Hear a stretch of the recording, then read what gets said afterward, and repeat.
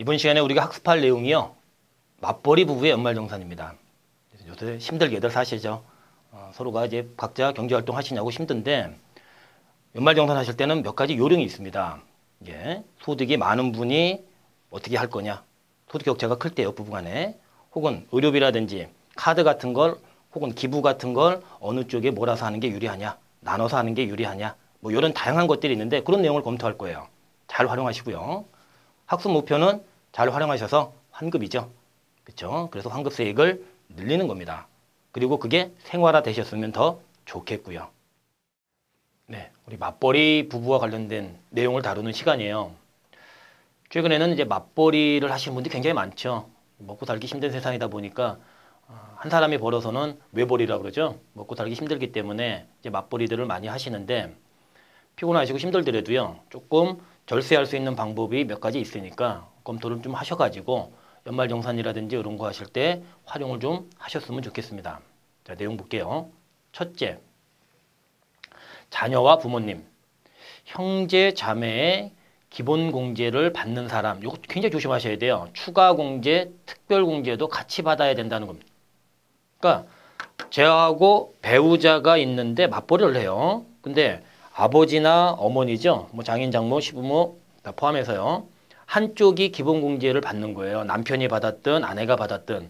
그러면 그 남편이 받았다라고 가정해 볼까요? 그러면 그 남편이 아버지나 어머니에 대한 그 경로우대 공제라든지 아니면 보험료 공제라든지 이런 걸 남편이 받아야 됩니다. 남편이 기본 공제를 받고 아내가 따로 뭐 보험료 의료비 공제를 받는다? 그게 분리해서 안 되게 돼 있어요.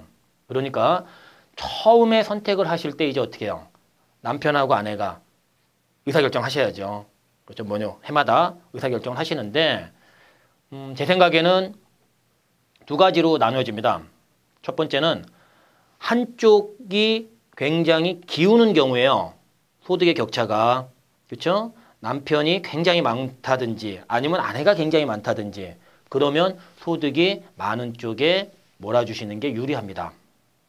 우리나라는 6%, 15%, 24%, 35% 소득세율을 적용받는 4단계 구간으로 세율을 적용하는 국가예요.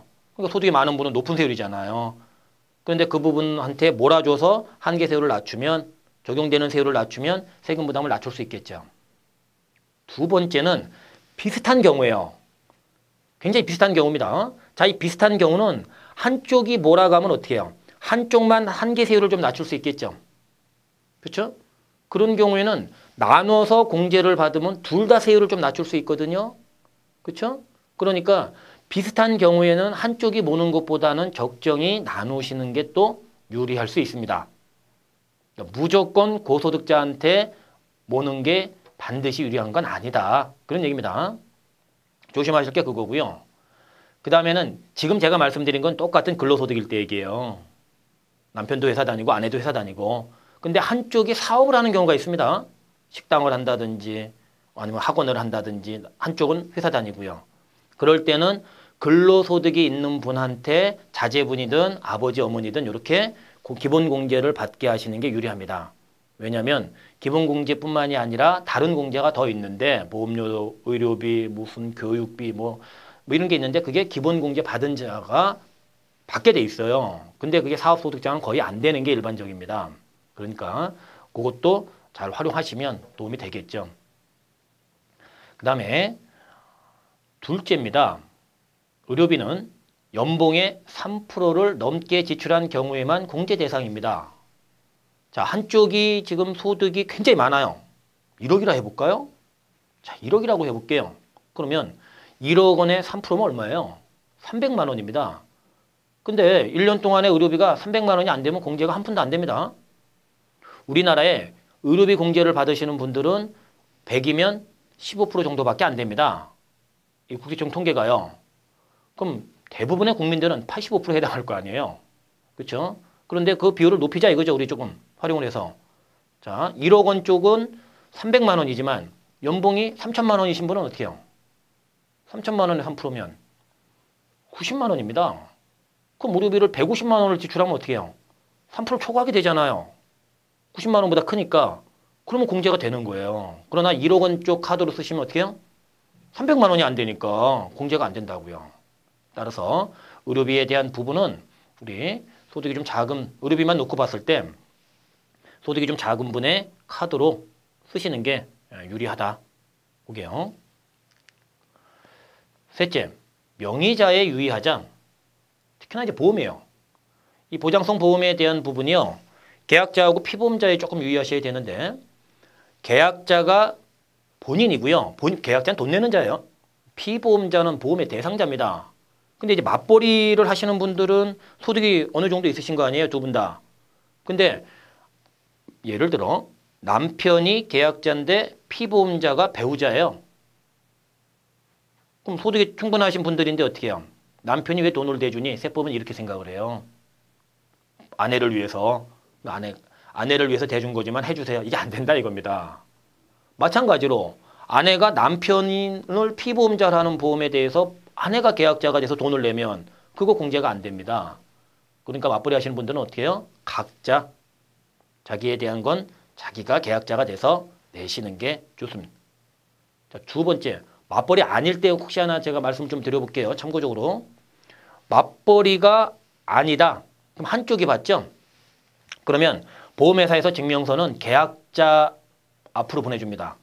보험료 납입증명서를요. 국세청으로도 계약자 명의로 된 걸 보내줘요. 보험회사에서. 그런데 가끔 이런 경우 있습니다. 제가 근로자인데 아내는 전업주부예요. 그렇죠? 그런데 전업주부가 어떻게 해요? 애를 위한 보험을 본인이 홈쇼핑이라든지 이런 거 보고 계약자가 돼가지고 애를 위한 보험을 들어주는 경우가 있어요. 이게 그러면 와이프 앞으로 증명서가 날라오죠? 근데 그것도 세법은 상식적으로 생각합니다. 아내가 남편이 기본공제를 받는다는 얘기는 뭐예요? 소득이 없거나 작다는 얘기죠. 그러니까 남편이 돈을 내준 걸로 봅니다. 따라서 그럴 때는 증명서를 아내 걸 합치셔서 받으시면 돼요. 그런 경우에는 조심을 조금 해주시고요. 맞벌이 하다가 한쪽이 그만두시면 어떻게 해요?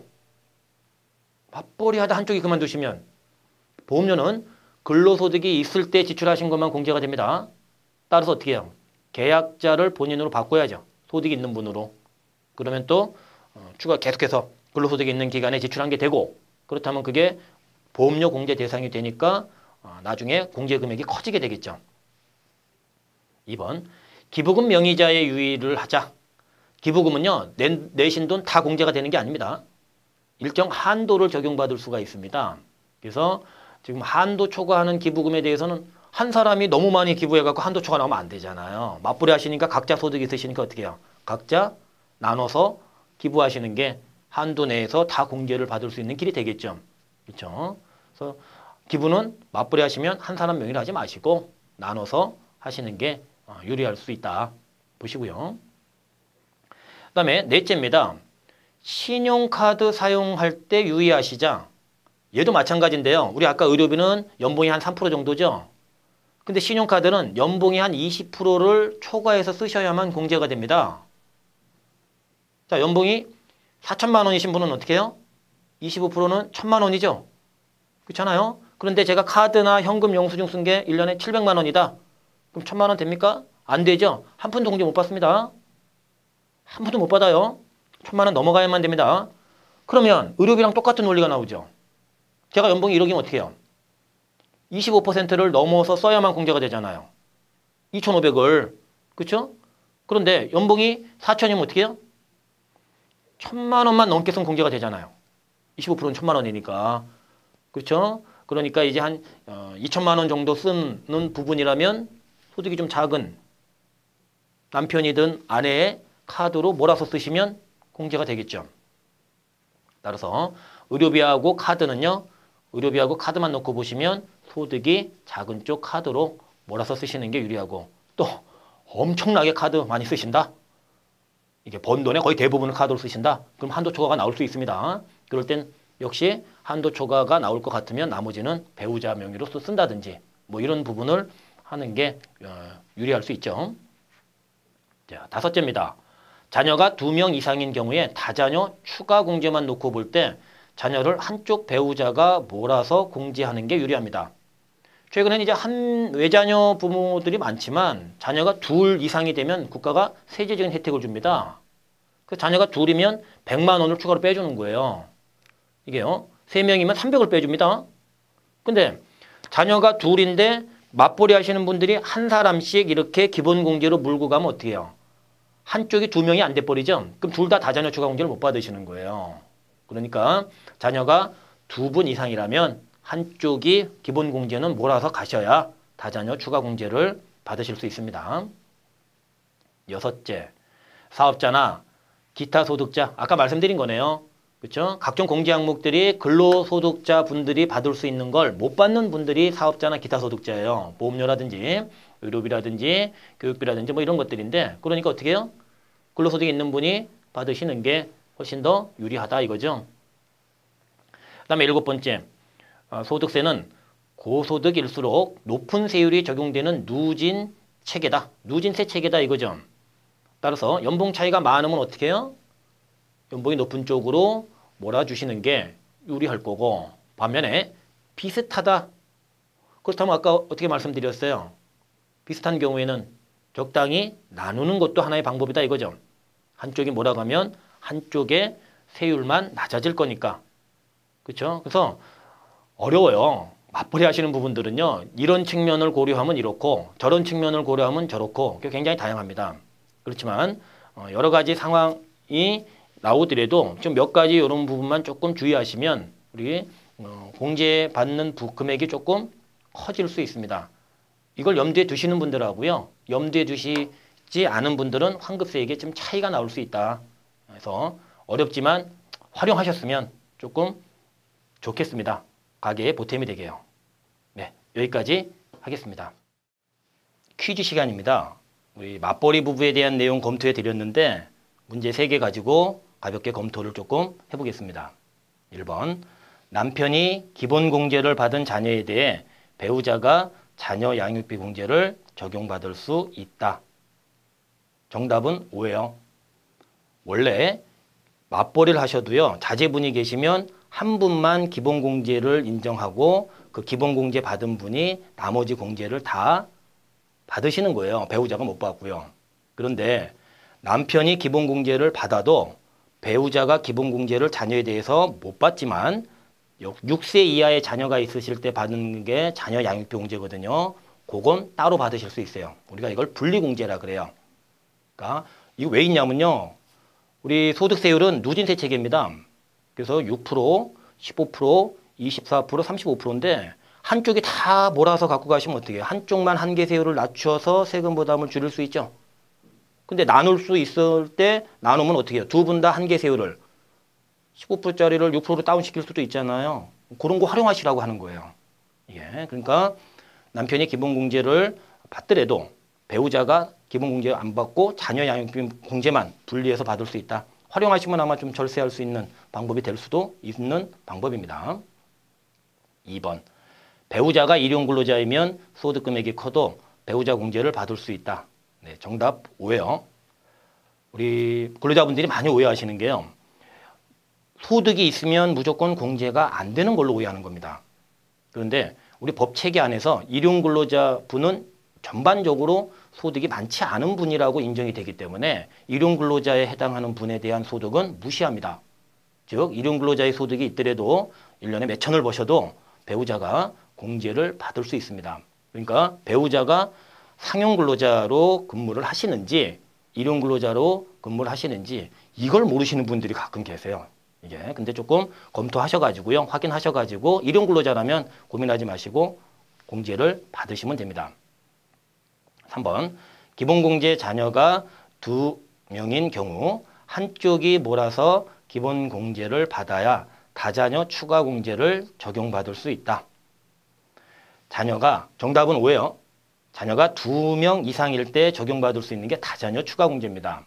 근데 큰애가 6살, 둘째가 5살 뭐 이렇게 돼 있는데 남편이 큰애를, 배우자가 작은애를 이렇게 기본공제를 한 명씩 갖고 가시면 어떻게 해요? 다자녀 추가공제는 2인이 돼야 되는데 기본공제를 한 명씩밖에 안 되니까 양쪽 다 다자녀 추가공제를 적용 못 받게 되시죠. 가슴 아픈 겁니다. 그러니까 자녀 양육비 공제하고는 다릅니다. 다자녀 추가공제는 한쪽이 기본공제를 몰아서 받으셔야 됩니다. 이것도 활용하셔야 되는데 잘못하셔가지고 기본공제 못 받으면 환급이 적어지니까 조심하시기 부탁드립니다. 네, 이상입니다.